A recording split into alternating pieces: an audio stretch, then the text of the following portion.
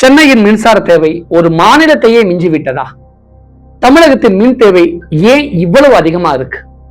சென்னை ஏன் இவ்வளவு மின்சாரங்களை பயன்படுத்துது? Data centre கேபிட்டலா Chennai மாறி இருக்கா? இதை பத்தி தான் இந்த வீடியோல டீட்டெயிலா பார்க்க போறோம். வாங்க.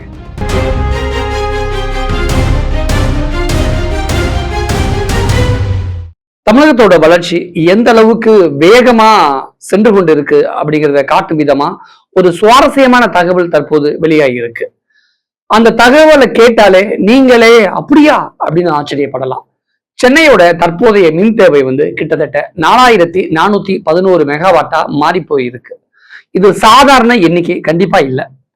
ஏன் அப்படி சொல்றேன் அப்படின்னா, அண்டை மாநிலமா இருக்கக்கூடிய கேரளா முழுவதும், அதாவது கேரளா மாநிலம் முழுவதுமான மின் தேவை எவ்வளவு தெரியுமா?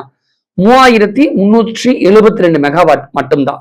அதாவது சென்னை மாநகரம் மட்டும் பயன்படுத்தக்கூடிய மின்சாரம் கேரளா மாநிலம் முழுவதுக்கும் பயன்படுத்தக்கூடிய மின்சாரத்தை விட அதிகம் அப்படின்னு சொல்றாங்க.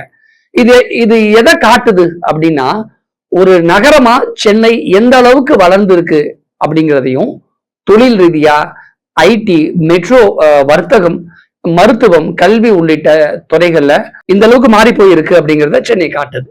இப்போது தமிழ்நாட்டுல மொத்த மின் தேவை எவ்வளவு அப்படின்னு யாருக்காவது தெரியுமா?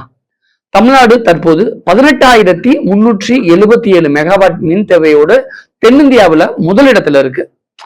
தென்னிந்தியாவிலே முதல் மாநிலமா அதிக மின்சாரம் பயன்படுத்தக்கூடிய இடத்துல தமிழ்நாடு இருக்கு. தமிழ்நாடுக்கு அடுத்து ஆந்திர பிரதேசம் 10,129 megawatt, Karnataka 8,948 megawatt, Telangana 8,783 megawatt, Kerala ஏற்கனவே சொன்ன மாதிரி 3,372 மெகாவாட், பாண்டிச்சேரியில 531 மெகாவாட். இந்த அளவுக்கு இவ்வளவு எண்ணிக்கையில தான் ஒவ்வொரு மாநிலமே தென் மாநிலங்கள்ல மின்சாரம் பயன்படுத்தப்பட்டு வருது. தமிழ்நாட்டை பொறுத்த வரைக்கும் தென் மாநிலங்களின் மொத்த மின் தேவை 50,391 மெகாவாட்டா இருக்கு. அதாவது மாவட்ட வாரியா மின் தேவையை நம்ம பார்க்கும் பொழுது சென்னையில மட்டும் 4,411 மெகாவாட், கேரளா மாநிலத்தை, ஒட்டுமொத்த கேரளா மாநிலத்தை விட சென்னையில் அதிகம். ஓகேவா?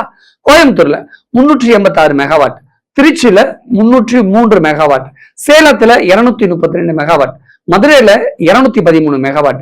இப்படி தமிழ்நாடு மட்டும் கிட்டத்தட்ட 18,377 மெகாவாட்டை பயன்படுத்துது மின்சார தேவைக்கு. அதாவது தென்னிந்தியாவோட மொத்த மின் பயன்பாட்டுல மிகப்பெரிய பங்கை தமிழ்நாடு அவ்வளவு தூரம் மின் தேவையை ஏற்படுத்தி இருக்கு. இதற்கு என்ன காரணம்? நிறைய காரணங்கள் இருக்கலாம். முதலாவதா தொழில்துறையோட வளர்ச்சி. கோயம்புத்தூர், திருப்பூர், சேலம், ஒசூர், சென்னை போன்ற பகுதிகளில் ஆயிரக்கணக்கான தொழிற்சாலைகள் இயங்கிக்கிட்டு இருக்கு. இரண்டாவதா ஐடி மற்றும் சேவை துறைகள். சென்னை இன்னைக்கு இந்தியாவுடைய மிக முக்கியமான ஐடி மையங்கள்ல ஒன்றா இன்னைக்கு மாறி போயிருக்கு. மூணாவது முக்கியமான காரணம் என்ன தெரியுமா? நகரமயமாக்கல். ஏசின்னு சொல்றோம்ல, ஏர் கண்டிஷன்ஸ், மின் சாதனங்கள், மின்சார வாகனங்கள், டேட்டா சென்டர், இது மாதிரியான பயன்பாடுகள் டோட்டலாவே அதிகரிச்சிருச்சு. இதுல இருந்து ஒரு விஷயம் தெளிவா தெரியுது. சென்னை மட்டும் தமிழ்நாட்டுடைய பொருளாதார இயந்திரமா செயல்பட்டு வருது அப்படின்னு மட்டும் நம்மளால நல்லா புரிஞ்சுக்க முடியுது. ஆனா இதோட ஒரு சவாலும் இருக்கு, ஒரு சேலஞ்சும் இருக்கு. தமிழ்நாடு தன்னுடைய தேவையை பூர்த்தி செய்ய பிற மாநிலங்கள்ல இருந்து கிட்டத்தட்ட 11,804 மெகாவாட் மின்சாரத்தை இறக்குமதி செஞ்சுக்கிட்டு வராங்க. அப்படி இறக்குமதி செய்யற பட்சத்துல தான் நமக்கு எவ்வளவு தூரம் நம்மளால மின்சாரத்தை பயன்படுத்த முடியுது. ஸோ நம்ம தமிழ்நாட்டில் உற்பத்தி செய்யக்கூடிய மின்சாரத்தை விட நம்ம கூடுதலா இறக்குமதி செஞ்சுக்கிட்டு இருக்கோங்கிற ஒரு விஷயமும் இந்த இடத்துல இருக்கு. இது ஒரு மிகப்பெரிய எண்ணிக்கை தான். இதன் அர்த்தம் என்ன அப்படின்னா, தமிழகம் உற்பத்தி செய்யும் மின்சாரத்தோட மட்டும் நிக்கல, அதிகரித்து வரக்கூடிய தேவையை சமாளிக்க வெளி மாநிலங்களிலிருந்து மின்சாரத்தையும் நம்ப வேண்டிய நிலை தமிழ்நாட்டுக்கு இப்ப உருவாகி இருக்கு. இதனால எதிர்காலத்துல சூரிய மின்சாரம், காற்றாலை மின்சாரம், அணுமின் நிலையம் மற்றும் புதிய மின் உற்பத்தி திட்டங்கள் மிகவும் முக்கியமானதா மாறக்கூடிய ஒரு சூழல் இப்ப உருவாகி இருக்கு. அந்த அளவுக்கு மின் தேவையோட பயன்பாடும் தமிழ்நாட்டுல அதிகரிச்சிருக்கு. அதெல்லாம் இருக்கட்டும், சென்னை ஏன் இவ்வளவு தூரம் மின்சாரத்தை பயன்படுத்துது? டேட்டா சென்டர் கேபிட்டலா மாறுகிறதா சென்னை அப்படின்னு ஒரு கேள்வி கேட்டோம்னா, எஸ், இன்னைக்கு சென்னை இந்தியாவுடைய முக்கிய டேட்டா சென்டருடைய ஹப்பா மாறி போயிருக்கு. ஹப்பா வளர்ந்து நிக்குது. கூகுள், மைக்ரோசாஃப்ட், அமேசான் போன்ற நிறுவனங்களுடைய டேட்டா சென்டரா சென்னை இன்னைக்கு மாறி இருக்கு. கிளவுட் கம்ப்யூட்டிங், அதாவது மேக கணினி செயல்பாடு அப்படின்னு சொல்றாங்க. அதே மாதிரி ஏஐ சர்வீஸ், ஏஐ சர்வீஸோட சேவை அதிகரிச்சிருக்கு. 24 மணி நேரமும் மின்சாரத்தை பயன்படுத்தக்கூடிய வகையில ஏஐயோட பயன்பாடு அதிகரிச்சிருக்கு அப்படின்னு சொல்றாங்க. நம்ம வாட்ஸ்அப்ல ஒரு மெசேஜ் தானே அனுப்புறோம் அப்படின்னு நம்ம நினைக்கலாம். ஆயிரக்கணக்கான சர்வர் ஒர்க் ஆனாதான் நம்ம அனுப்புனவங்களுக்கு அந்த வாட்ஸ்அப் மெசேஜ் போய் ரீச் ஆகும். இதுதான் யதார்த்தம். அப்ப நம்ம அனுப்புற மெசேஜ் எல்லா இடத்துலயுமே கரண்ட் இருக்கணும், சர்வர் ஒர்க் ஆகணுங்கிற ஒரு முக்கியமான விஷயம் இதுல இருக்கு. அது எல்லாத்துக்குமே இபி எலக்ட்ரிசிட்டி தேவைப்படுது. அடுத்ததா எலக்ட்ரிக் வெஹிக்கிளுடைய ரெவல்யூஷன். தமிழ்நாட்டுல இவி வாகனங்கள் அதிகரிச்சுக்கிட்டே வருது. Electric car, electric bike, electric bus, இவை எல்லாத்தையுமே சார்ஜ் செய்ய வேண்டிய மின்சாரமும் நாளுக்கு நாள் அதிகரிச்சுக்கிட்டே இருக்கு. அதனாலையும் மின்சார தேவை நமக்கு அதிகமா நம்ம பயன்படுத்திக்கிட்டு இருக்கோம். மூணாவது முக்கியமான விஷயம் ஏசி தமிழ்நாடாக மாறுகிறதா அப்படின்னு தான் தலைப்பு வைக்கணும். வெயில் அதிகரிப்பு காரணமா வீடுகள்ல, அலுவலகங்கள்ல, வணிக வளாகங்கள்ல எங்க பார்த்தாலும் ஏசி பயன்பாடு இப்ப அதிகரிச்சிருக்கு. ஒரு ஏசி மட்டும் ஓடுறது கிடையாது, லட்சக்கணக்கான ஏசிகள் ஒரே நேரத்துல இயங்கிக்கிட்டு இருக்கு, ஒரே நேரத்துல ஒர்க் அவுட் ஓடிக்கிட்டு இருக்கு. அப்படின்னா அதோட மின் தேவை எவ்வளவு தூரம் இருக்கும் அப்படிங்கிற ஒரு கேள்வி இந்த இடத்துல இருக்கு. சென்னை தமிழ்நாட்டுடைய பொருளாதார இதயமா இன்னைக்கு மாறி போயிருக்கு. சென்னை நின்றுச்சு அப்படின்னா என்ன ஆகும் தெரியுமா? ஐஐடி பாதிப்பு, துறைமுக பாதிப்பு, தொழிற்சாலை பாதிப்பு, வணிக பாதிப்பு. அதனால் மின்சாரம் இங்க உயிர் நாடியா, இதய துடிப்பா மாறி போயிருக்குங்கிறது தான் நிஜ கலை யதார்த்தமா இருக்கு. இதனாலதான் மின் தேவையும் அதிகரிச்சிருக்கு, மின் பயன்பாடோட விஷயங்களும் அதிகரிச்சிருக்கு. இதனால தமிழ்நாட்டிற்கு இருக்கக்கூடிய ஆபத்துக்கள் என்ன அப்படின்னு ஒரு விஷயத்த பார்க்கும் பொழுது இவ்வளவு பிளஸ் பார்த்தப்போ மைனஸ் இருக்கணும்ல. இதனால தமிழ்நாட்டுக்கு என்ன ஆபத்து அப்படின்னா, மற்ற மாநிலங்களை நம்பக்கூடிய நிலைமை தான் தமிழ்நாடு தற்போது இருக்கு. அதாவது 11,804 மெகாவாட் மின்சாரத்தை அண்ட மாநிலங்கள்ல இருந்து நம்ம கடனா வாங்கிட்டு இருக்கோம். அதன் அடிப்படையில தான் நம்ம வெளி மாநிலங்கள்ல இருந்து தான் நம்ம இறக்குமதி செஞ்சு அதன் மூலமா தான் நம்ம பயன்படுத்திக்கிட்டு இருக்கோம்.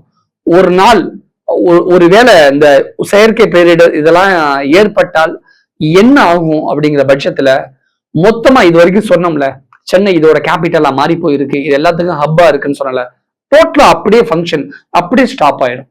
அந்த அதாவது மின்சார தேவை விஷயத்துல சென்னை ஒரு இதயமா செயல்பட்டுக்கிட்டு இருக்கு அப்படின்னு நான் சொன்னேன் இல்லையா. ஒரு சின்ன ஒரு இயற்கை பேரிடர் ஏற்பட்டா கூட அப்படியே ஸ்டாப் ஆயிடும். ஒட்டுமொத்த மின்சாரமும் ஸ்தம்பிச்சு போயிடும். மின்சாரம் இல்லை அப்படின்னா சென்னையில நாளுக்கெல்லாம் நைட்ல நடக்கக்கூடிய விஷயங்களை நம்ம பார்த்துக்கிட்டு தான் இருக்கோம்.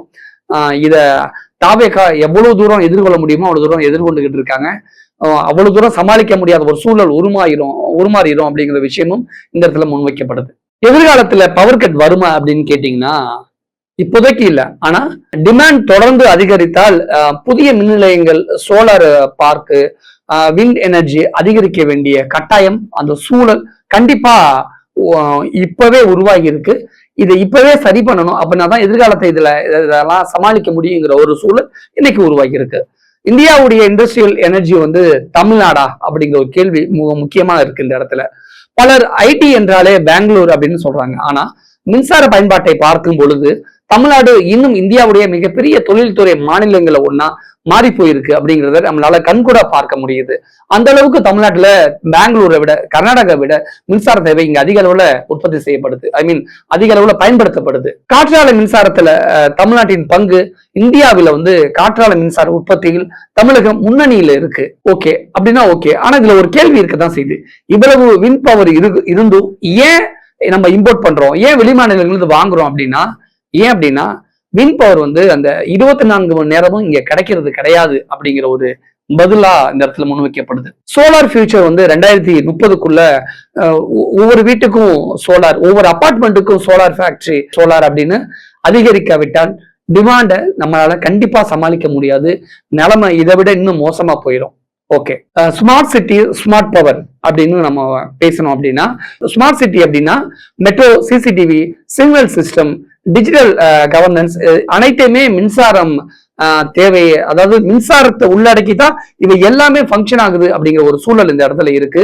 ஸோ அதுக்கு மின்சாரம் அதிகமா தேவைப்படுது. இறுதியா உங்க எல்லாருக்கும் சில கேள்விகளை நான் முன்வைக்கிறேன். ஒரு சில கேள்விகளை, உங்களோட பதில் என்ன அப்படிங்கிறத கீழே கடைசியா சொல்லுங்க. சென்னை ஒரு நகரமா இல்ல ஒரு பொருளாதார நாடா? கேரளாவை விட அதிக மின்சாரம் பயன்படுத்துவது பெருமையா அல்லது நம்ம எல்லோருக்குமான எச்சரிக்கை மணியா? தமிழகம் ஏன் இன்னும் வெளிமாநில மின்சாரத்தை நம்பியே இருக்கு? ஏஐ ரெவல்யூஷன் தமிழ்நாட்டின் மின் தேவையை இரட்டிப்பாக்குதா?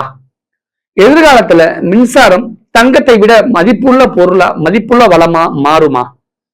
தமிழகத்தின் அடுத்த மிகப்பெரிய சவால் தண்ணீரா மின்சாரமா?